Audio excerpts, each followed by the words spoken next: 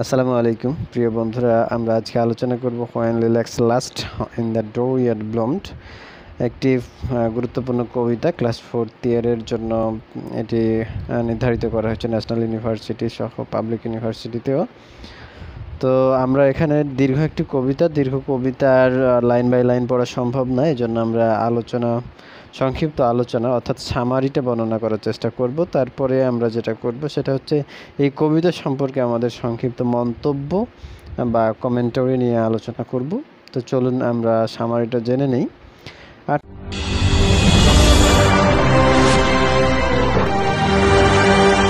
এই কবিতাটি লিঙ্কনের হত্যাকাণ্ডের পর লেখা একটি সিরিজের অংশ। যদিও এই কবিতার মধ্যে সত্যিকারের এলিজি এর বৈশিষ্ট্য প্রকাশিত হয় না, তবু একটি প্যাস্টোরাল শোকগাথা বা প্যাস্টোরাল এলিজি হিসাবে এটা বিবেচিত হয়। এটি শোকের একটি কবিতা যা প্রাকৃতিক দৃশ্য ও গ্রাম্য মানব সমাজকে চিত্রায়িত করেছে। ভার্জিল ছিলেন সত্যিকারের প্যাস্টোরাল এলিজি রাইটার।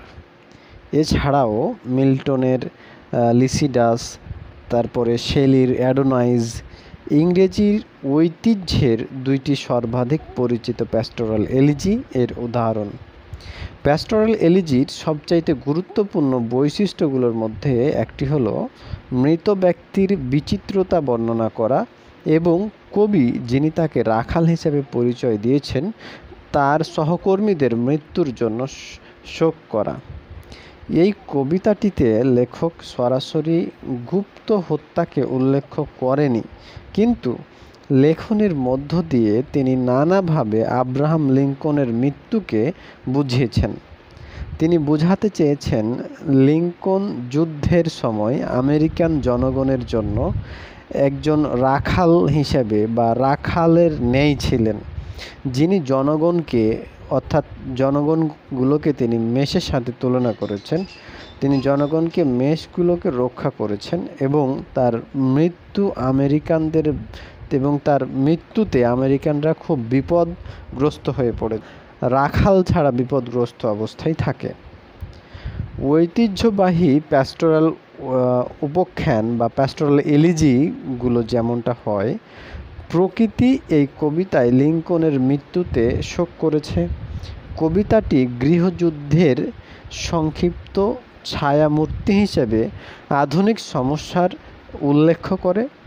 প্রাকৃতিক নিয়মটি মানুষের সাথে বিপরীত এবং হুইটম্যান এতদূর পর্যন্ত পরামর্শ দিয়েছেন যে যারা যুদ্ধে সহিংসভাবে মৃত্যুবরণ করেছে তারা আসলেই ভাগ্যবান, কারণ তারা বর্তমান দুঃখ কষ্ট থেকে মুক্তি পেয়ে গেছে।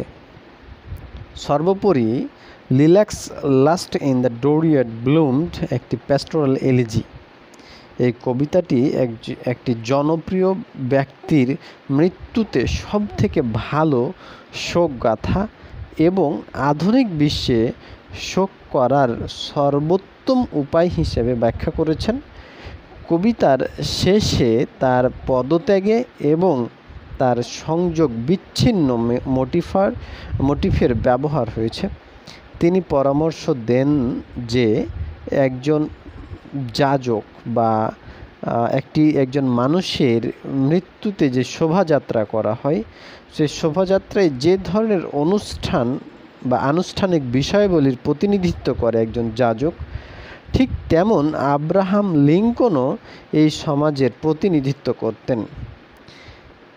এই তো ছিল এই কবিতার সংক্ষিপ্ত সামারি। এখন এই কবিতা সম্পর্কে আমরা কি বুঝলাম, আমার নিজস্ব কিছু মতামত আপনাদেরকে দেওয়ার চেষ্টা করছি।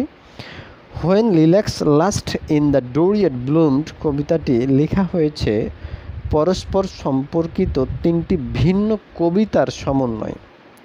প্রথম অংশে আব্রাহাম লিঙ্কনের মৃতদেহ কবরস্থানের দিকে নিয়ে যাওয়ার বিষয়টি আলোচনা করেছেন।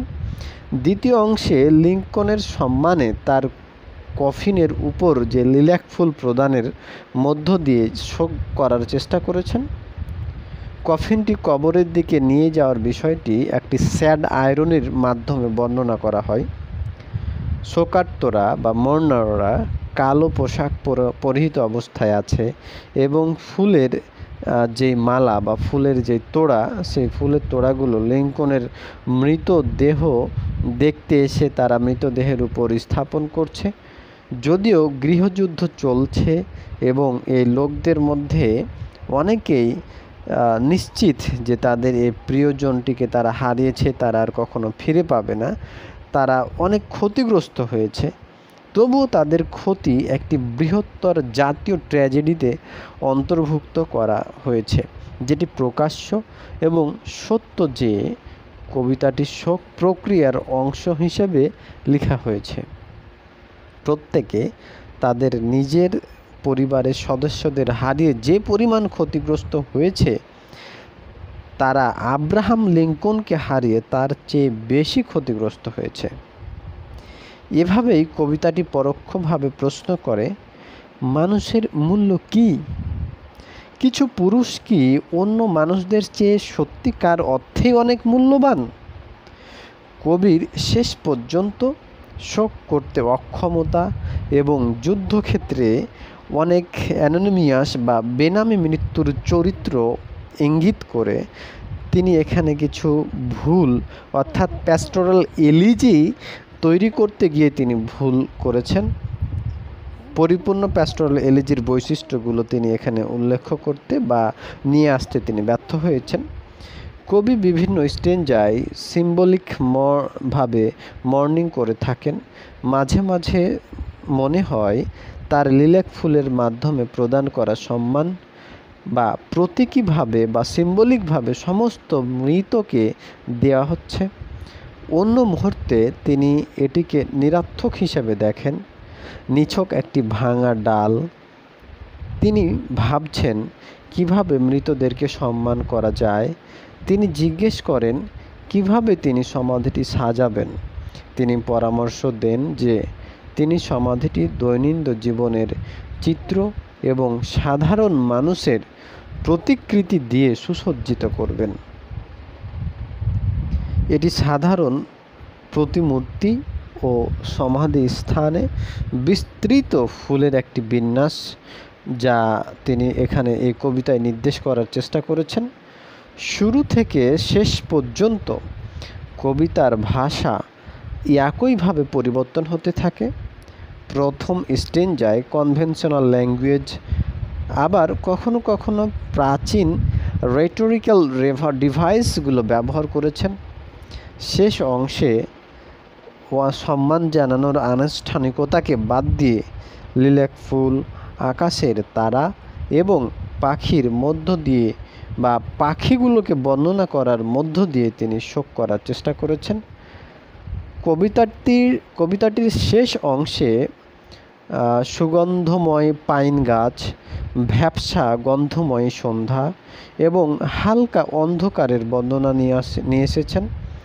প্রকৃতি সংরক্ষণের মাধ্যমে সমস্ত কাজ করা হয়েছে যা আলাদা, এবং তার বাইরেও রয়েছে পাখির মৃত্যুর সঙ্গীত এবং একটি উপলব্ধি এবং সৌন্দর্যের প্রকাশ, যা হুইটম্যান বর্ণনা করেছেন।